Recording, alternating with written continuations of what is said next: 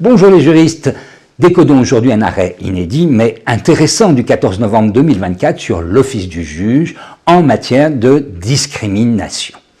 Un agent de sécurité prend acte de la rupture de son contrat de travail et saisit les prud'hommes pour obtenir les effets d'un licenciement nul.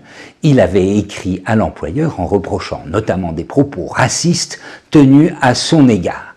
Les juges du fond ont admis que la prise d'acte puisse produire les effets d'un licenciement sans cause réelle et sérieuse, mais ont écarté la nullité car pour eux, aucune mesure discriminatoire n'avait été invoquée en tant que telle.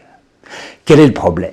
Pour que le juge statue sur une discrimination, le salarié doit-il avoir expressément invoqué cette qualification? Eh bien non, répond la Cour de cassation.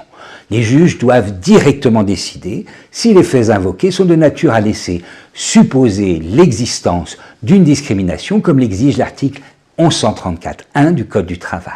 Si tel est le cas, l'employeur devra alors prouver que sa décision est justifiée par des éléments objectifs étrangers à toute discrimination.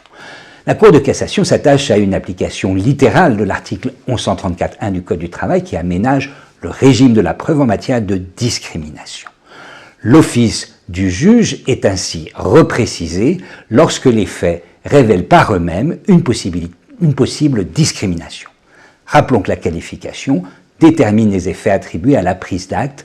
Elle aura alors les effets d'un licenciement nul qui est plus favorable.